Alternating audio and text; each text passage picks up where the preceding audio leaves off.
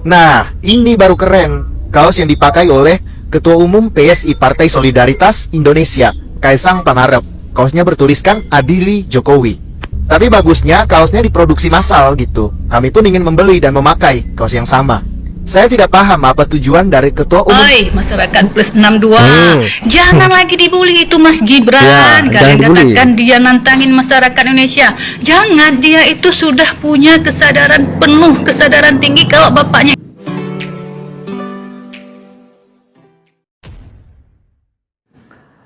Assalamualaikum warahmatullahi wabarakatuh. Kembali berjumpa dengan saya di channel Gagasan Progresif 9, sahabat sebangsa dan setanah air di mana saja Anda berada. Kembali kita akan mengupdate informasi-informasi terkini yang lagi ramai dibicarakan oleh netizen. Namun sebelum kita lanjut, jangan lupa dukung channel ini dengan cara like, komen, dan subscribe.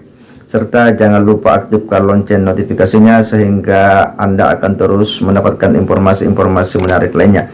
Saya tidak perlu berlama-lama, mari kita simak video berikut ini.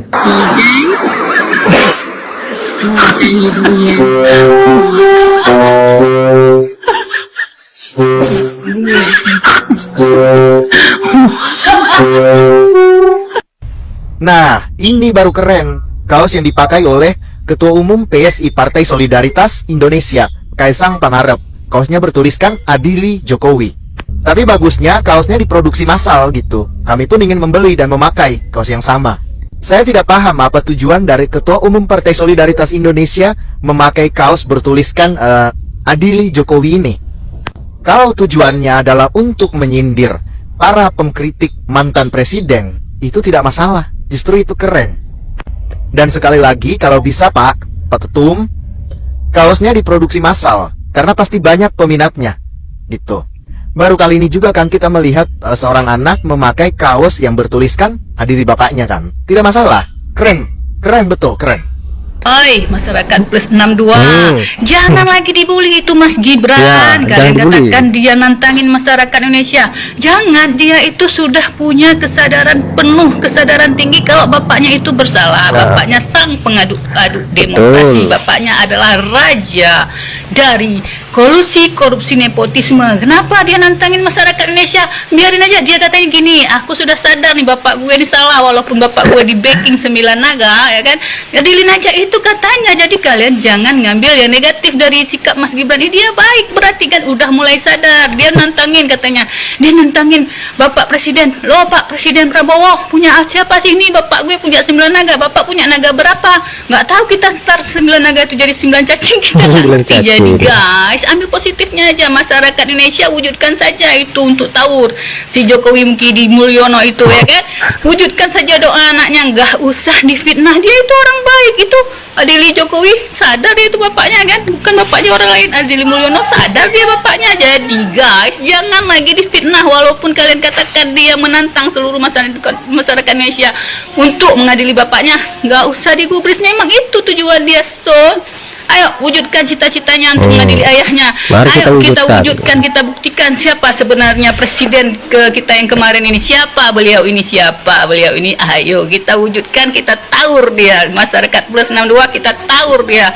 Oh ya, satu lagi, Bapak polisi, itu gerakan vandalisme, dicoret-coret dinding, ya kan? Saya heran kalau itu kok gerak cepat ya Pak. Sebenarnya bapak-bapak ini bekerja untuk masyarakat Indonesia atau bekerja untuk yang dibayar Pak? Ya kan? Itu kalau dinding rumah saya adukan ke Bapak, Pak itu dinding rumah saya dicoret-coret nih Pak, ada gerakan vandalisme, tolong diusut. Oke, fine, ya kan? Nah ini berarti ada yang bayar, woi gitu kan? Tolong diusut siapa nih yang bikin tulisan Adili Jokowi, tangkap, langsung gerak cepat. Wow, oke, terima kasih. Assalamualaikum warahmatullahi wabarakatuh. Kaisang Pangarep, anak mantan Presiden Republik Indonesia Joko Widodo, selama ini selalu mencabar, menantang hukum di Indonesia.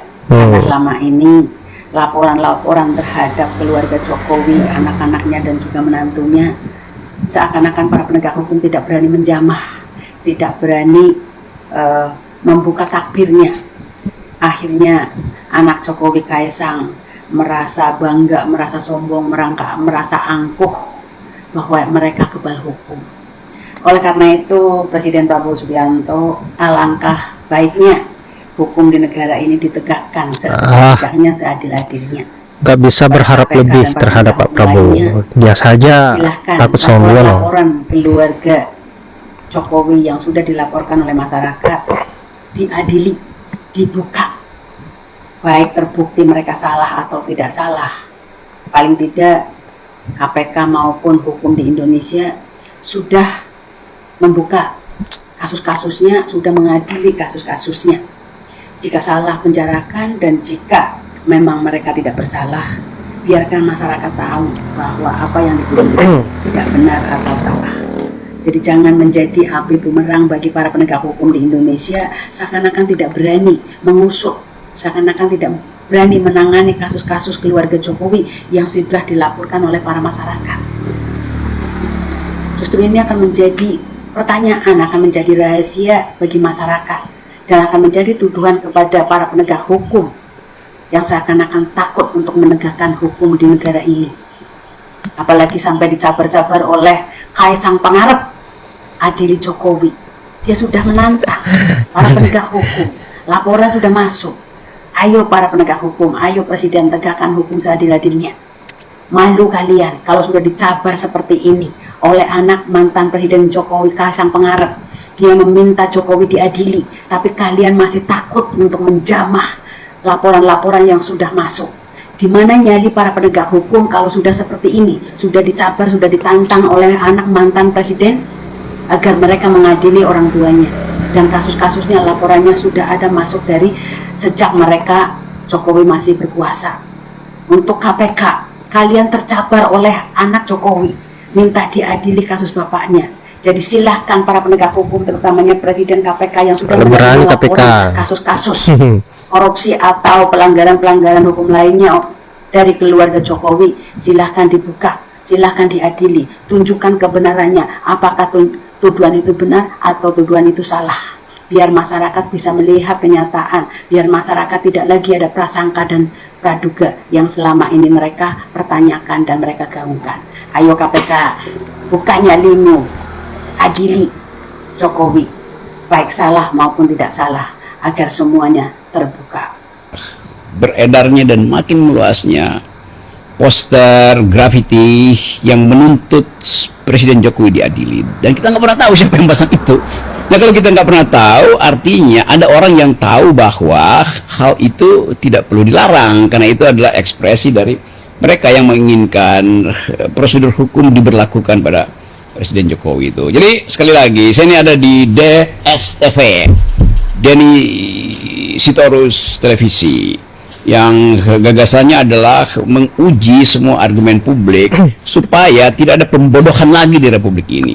Jadi soal tadi saya terangkan soal viralnya poster adili Jokowi, itu datang dari keinginan publik untuk membersihkan Republik dari defect, dari korosi itu yang juga sedang diberantas oleh Ibu Mega, diberantas oleh PDIP.